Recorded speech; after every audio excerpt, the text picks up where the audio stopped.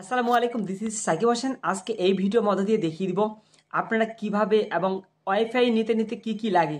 মানে আমরা যদি ওয়াইফাই কানেক্ট করতে চাই বাসা বা বাড়িতে তাহলে বা অফিসে, তাহলে ওয়াইফাই যদি আমি নিই কত টাকা খরচ হবে, কিংবা আমি কিভাবে ওয়াইফাইটা নিব গাইস।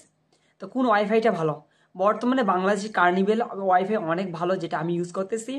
এই ওয়াইফাই কোনো ল্যাগ করে না এবং এখানকার মানে আপনার যত ধরনের লেনদেন সব হবে আপনার অফিসের সাথে মাধ্যমে।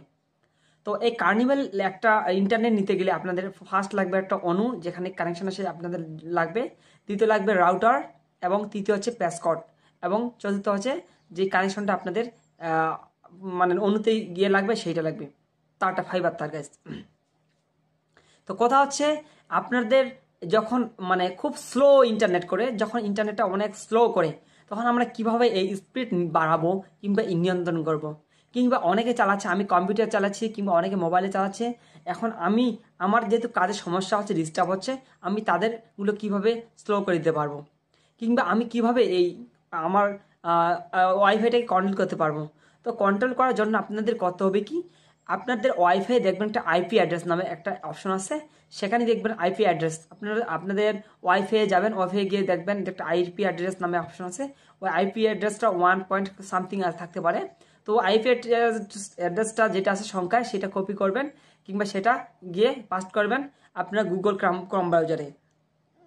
তো ওখানে গিয়ে যখন পাস করবেন গাইস, ওখানে পাস করার পর আপনাদের মাঝে যদি টিপি লিঙ্ক হয় রাউটার, আমার রাউটার আমি চালাচ্ছি টিপি লিঙ্ক।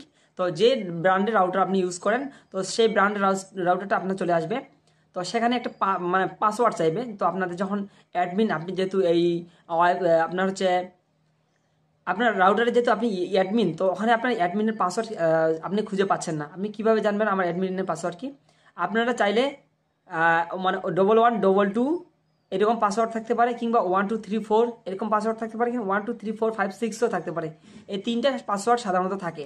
তো তারপর আপনি যখন আপনার মানে মেইন টপ কিভাবে লগ ইন করলেন ব্রাউজারে, মানে ব্রাউজারে বলতে আপনার টিভি লিঙ্কের মেইন কে কে চালাচ্ছে, কে কে দেখতেছে, সবকিছু আপনারা সেখান থেকে নিয়ন্ত্রণ করতে পারবেন, দেখতে পারবেন, এমনকি ব্লকও করে দিতে পারবেন। আপনার যে কোনো সময় আপনার পাসওয়ার্ড চেঞ্জ করতে পারবেন গাইস। আর আপনার স্পিড কতটুকু আছে তাও দেখতে পারবেন। আপনি কিভাবে তাদের মানে অন্য যারা চালাচ্ছে তাদেরকে স্পিড কমিয়ে দিতে পারবেন, সেখান থেকে আপনার নিয়ন্ত্রণ করতে পারেন।